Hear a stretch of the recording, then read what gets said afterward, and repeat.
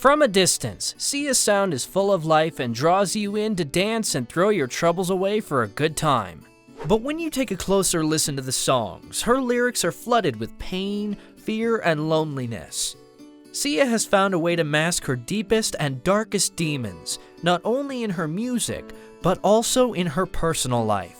The star conceals herself behind enormous wigs, unconventional outfits, and pretty much anything that will draw your attention away from the person behind these distractions, including a brown paper bag. That's right, before she came up with the idea of her signature jagged bob, the artist would appear with a brown paper bag over her head. But why the mystery? And what pain was she hiding behind the wigs? We have the saddening truth for you in today's video, so don't forget to subscribe and hit the notification button for more stories. After years of bad lifestyle choices, Sia's life caught up with her, and it was not good news. The star was diagnosed with a thyroid disorder known as Graves' disease, which causes pain in the body.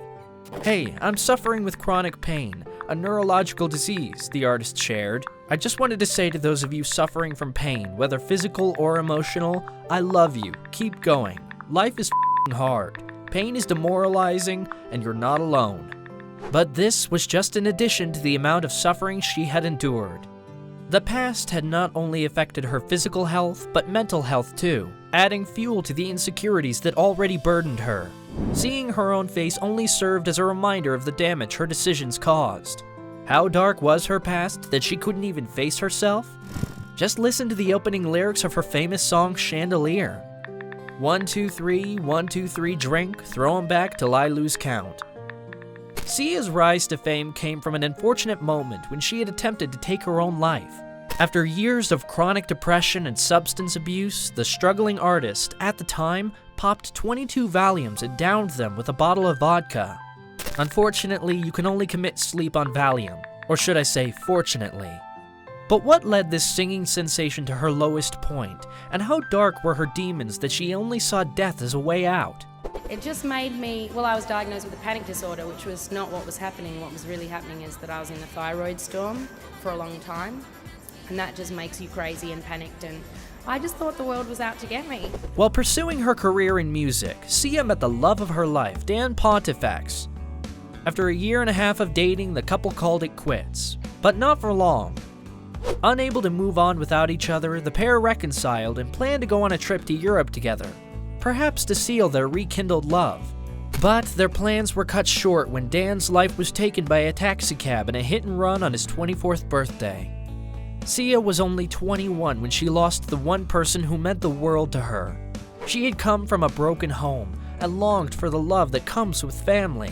Although her lover was gone, his friends were there trying to help her fill that hole. Knowing she already had a ticket to London, her lost love's roommates welcomed her with open arms in their 3-bedroom house with a dozen other friends. For the next few years, they drowned their sorrows away and numbed the pain in a dangerous amount of drugs and alcohol.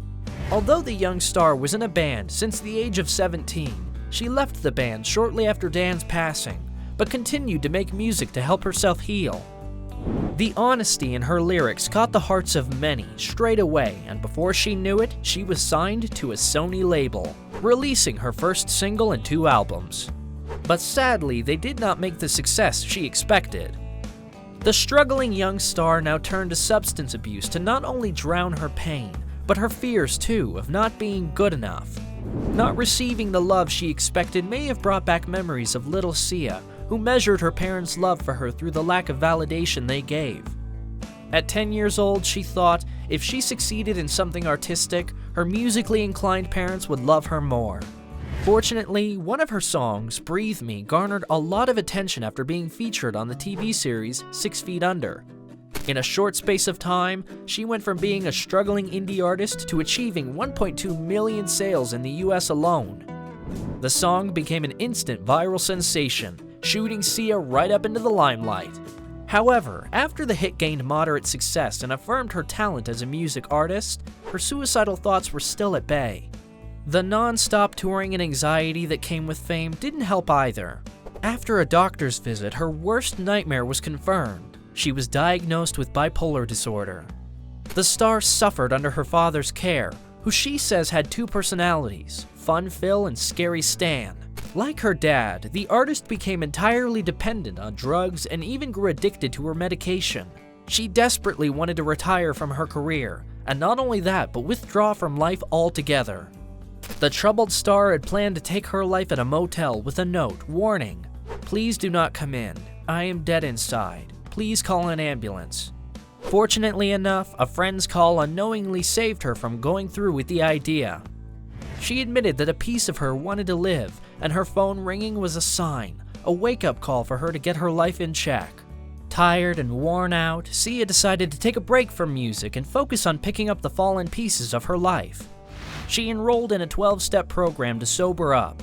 She fired her manager, who she felt had pressured her to go on tour because that's what artists do, and hired the one who didn't compromise her mental well-being for the sake of fame. And I was an alcoholic and a drug addict, and I sobered up and decided I didn't want to be an artist anymore because I was starting to get a little bit famous and it was destabilizing in some way. Growing up, the Chandelier star struggled with low self-esteem, and those inner voices had tormented her until she decided to retire from music. "I have dieted like crazy over the last 10 years, she explains, trying to fit into the stereotype of hot pop star. Her insecurities led her new manager to propose songwriting as a career, and as a result, she hid behind other artists, writing songs for iconic stars like Rihanna, Beyoncé, and Celine Dion, and that's just a few to name. I'm making a record, I'm putting it out, but I'm not touring it or promoting it, and I just basically write pop songs for pop stars, sit at home on my sofa with my 3 dogs, and make $1 million. So it's an epic life, it's like the big dream, it was like what I was looking forward to for years, so. But when she finally decided to use her own voice, she could no longer hide behind another person. She had to find something else, so she found her solace in hiding behind her signature wigs. Sia slowly found herself singing into a mic again, but not on purpose. The star had written the universally streamed song Titanium for another female pop artist, Alicia Keys. But when Keys turned it down, famous house DJ David Guetta was more than happy to use it. In fact, he loved it so much that he produced the entire song that we have come to know, with Sia's demo, without asking for her permission. "I never even knew it was going to happen, and I was really upset, because I had just retired. I was trying to be a pop songwriter, not an artist," she shared. Although her comeback was basically a mistake, she quickly became a global sensation. This time, with every intention to protect herself from the pressures of fame.